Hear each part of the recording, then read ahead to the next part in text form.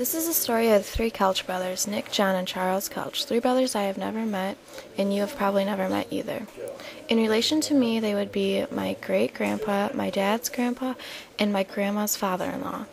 Nicholas Colsch Jr. and Robert E. Hughes, officers elected at the first meeting, Camp Commander John Colsch, present officers of Camp 1916, Camp Commander Nicholas Colsch Jr., officer of the day. It is fitting to here recount the subsequent military services of one of the original members of Company 1, who was the longest time in its membership and for many years its commander. One of the first to enroll upon its organization in May 1878, R.A. Nicholas served as a private, sergeant, first lieutenant, and captain, and also before narrated as first lieutenant through the Spanish War, receiving an honorable discharge in May 1899. In March 1899, Congress passed a bill authorizing the President to raise a force of the United States Volunteers for the suppression of the Philippine insurrection. Under this act, President McKinley commissioned Lieutenant Nicholas as captain and assigned him to the 38th Regiment.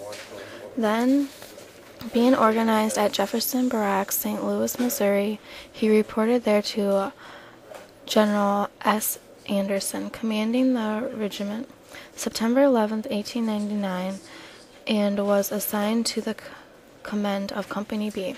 After about 6 weeks spent in drilling and organization, the regiment was started for the Philippines by West San Francisco, arriving in Manila November 27, 1899. January 1, 1900, they were sent with General Lloyd Wheaton on an expedition against southern Luzon. They took part in fighting at Taisley, Lipa, Tazan, and Batangas. Here the 38th was divided into several detachments to garrison small towns. The first battalion, to which Captain Nicholas' company belonged, was stationed at Batangas, a town on the bay of the same name and about 100 miles south of Manila. Their duty was to pursue, destroy, and capture the numerous bands of the insurgents that infested that region. Here his command and numerous fight with the insurgents, and a large number of prisoners and arms were captured. One of the severest of these fights was at San Miguel, a small place in the mountains about 6 miles south of Batangas. While there with about 50 of his company, he was attacked by a force of natives numbering between 400 and 500.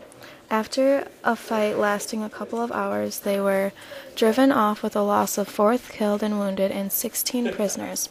He had one man severely wounded. For his conduct of this action, Colonel Anderson recommended Captain Nicholas for a brevet. September 28, 1900, Company B, accompanied by Colonel Anderson and Company D, to the island of Merdeka, for the purpose of rescuing Captain Shields' 29th Regiment, and 52 of his men who had been captured by the insurgents. After a month's hard work, the insurgent commander was forced to give up the prisoners. November 25th, the regiment was sent to Lioli on the island of Panama. Captain Nicholas was here sent in command of this company and another company to Calalog, about 50 miles northeast of Lau, to clean out insurgents and ladrons.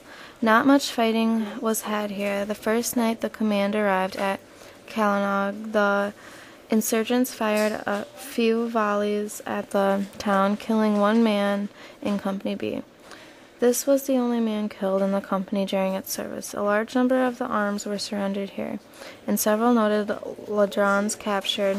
One of these was afterwards hung.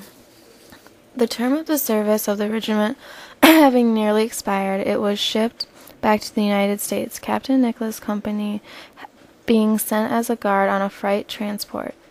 They arrived at Portland, Oregon, June 29, 1901.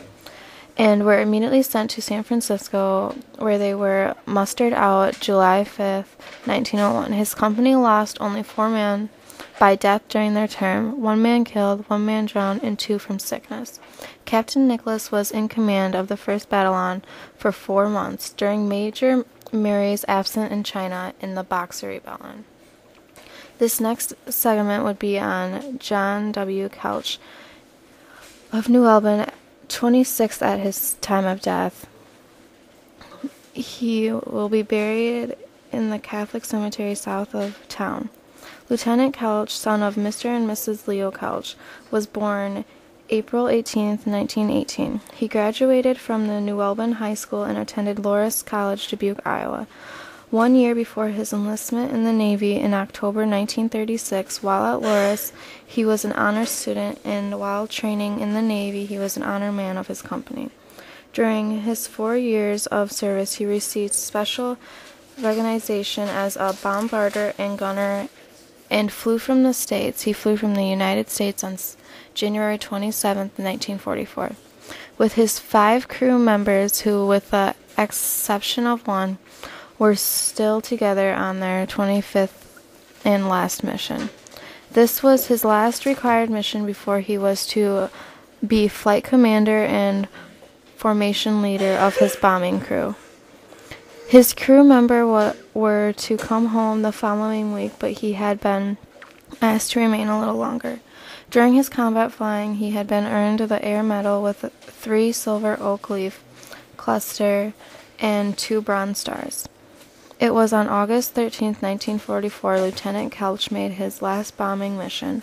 It was over Cherisy, France. On August 23, 1945, his family received word from the Was Department replacing the missing in action status of their son with a promiscuous finding of death status.